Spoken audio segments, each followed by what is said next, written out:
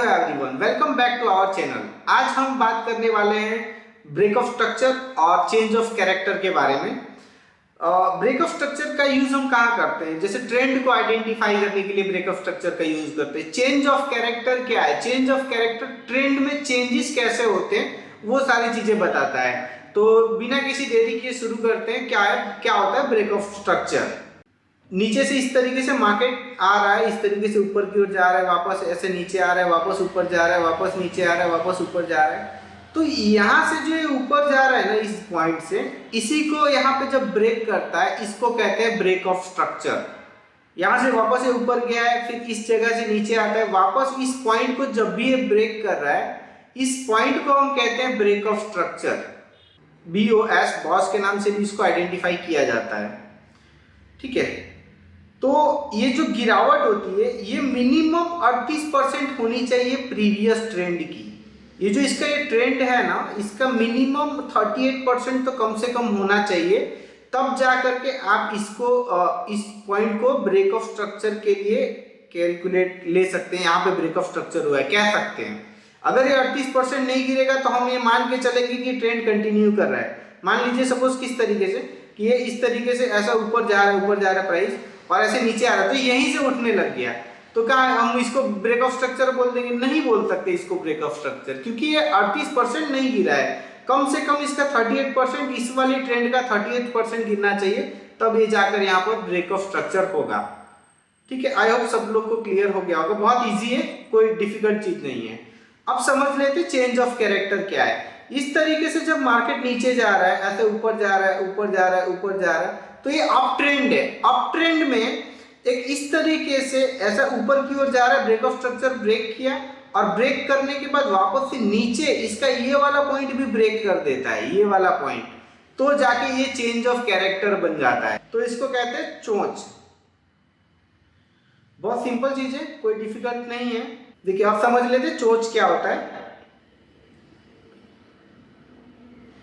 इस तरीके से जब बॉस बनाते बनाते मार्केट ऊपर की ओर जाता है, ऐसे ऐसे ऐसे करते ऊपर जा रहा है, तो एक हाई ने इस तरीके से इस पॉइंट को तो ब्रेक कर दिया, मतलब यहाँ पे बॉस तो क्रिएट हो गया ब्रेक ऑफ स्ट्रक्चर, बट इसका जो नीचे है ये 38% आना चाहिए, उससे ज्यादा ये पूरा का पूरा 100% नीचे आ गया यहाँ तक, और इसका जो लो पॉइंट था उसको भी ब्रेक कर दिया। तो अब यहाँ से ये हो सकता है चेंज ऑफ कैरेक्टर। इसको कहते हैं ट्रेंड चेंज हो जाना, इसी को कहते हैं चेंज ऑफ कैरेक्टर, को चोंच के नाम से भी जाना जाता है। फिर वापस चेंज ऑफ कैरेक्टर ऐसा बनने के बाद वापस से बॉस बनने लगता है, बट जो अप ट्रेंड था अब डाउन ट्रेंड है, तो ऐसा डाउन साइड बॉस बनेगा। डाउन ट्रेंड में ये इस ट्रेंड का 38% होगा ये वाला, तो यहाँ से मिनिमम अब ये बॉस बनाना चालू कर देगा इस तरीके से नीचे की ओर। आई होप इतनी सारी चीजें सबको क्लियर होगा। तो देख लेते हैं, थोड़ा लाइव देख लेते हैं किस तरीके से बनता है। देखिए यहाँ से मार्केट इस तरीके से चल रहा है। देखिए यहाँ पे इस तरीके से नीचे गिरा, ऊपर गिरा, यहाँ पे ब्रेक किया, फिर वापस से बॉस बनाते बनाते बनाते बनाते ऊपर जा रहा है। यहाँ पर भी बॉस है, इस जगह पे भी बॉस बना के ऊपर गया है। जैसे ही ऊपर जाने के बाद वापस से नीचे यहाँ पे ब्रेक कर दिया इस जगह को, तो अभी हो गया क्या? Change of character. अब यहाँ से ट्रेंड चेंज होगा। तो देखिए यहीं से किस तरीके से मार्केट ने इस तरीके से ट्रेंड को चेंज किया है और नीचे गया है। फिर डाउन साइड इस सारे बियरिश बॉस बनाया है, break of structure, break of structure, जिससे क्या होता है ट्रेंड को आप इजीली आइडेंटिफाई कर सकते हैं। और इसमें सबसे इंपॉर्टेंट कैरेक्टर जो है चेंज ऑफ कैरेक्टर।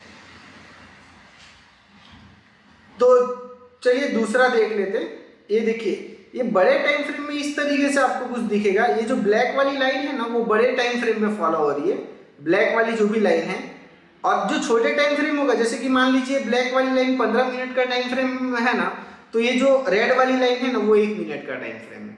अगर मान लीजिए ब्लैक वाली लाइन जो है वो 1 आवर का टाइम फ्रेम है ना, तो ये रेड वाली जो लाइन है ना वो 5 मिनट का टाइम फ्रेम है। तो इस तरीके से वर्क करता है। तो थोड़ा कॉम्प्लेक्स रहेगा, तो इसको ध्यान से और रेगुलर बेसिस पे स्टडी करना इंपॉर्टेंट है। अगर आप लोग रेगुलर बेसिस पे स्टडी नहीं करोगे ना, और जितनी ज्यादा प्रैक्टिस होगी तभी जाके वो समझ में आएगा। और आगे देखिए ऑर्डर ब्लॉक, FVG, ये सारी चीजें जब सीख लोगे ना तो अलग ही लेवल का कॉन्फिडेंस आ जाएगा। फिर देखिए इसका कुछ ब्रेक ऑफ स्ट्रक्चर का कुछ रूल्स होता है। कैंडल क्लोज करना चाहिए, जो भी स्ट्रक्चर को ब्रेक करता है उसके ऊपर कैंडल क्लोज होना चाहिए। अगर क्लोज नहीं हो रहा है तो वो वैलिड नहीं है, वो फेल हुआ है, फिर वो ब्रेक ऑफ स्ट्रक्चर नहीं है।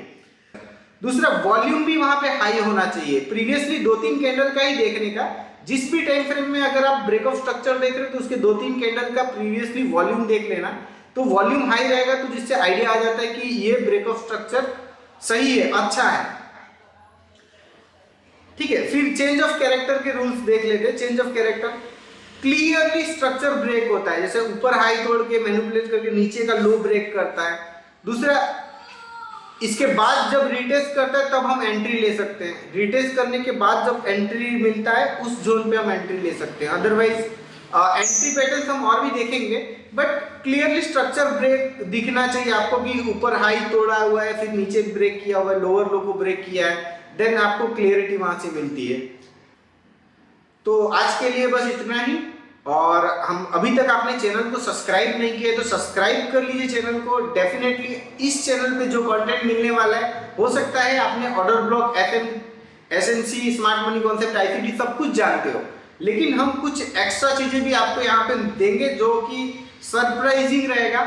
तो सब्सक्राइब कर लीजिए हमारे इस चैनल को और बेल आइकन प्रेस कर दीजिएगा। Thank you very much.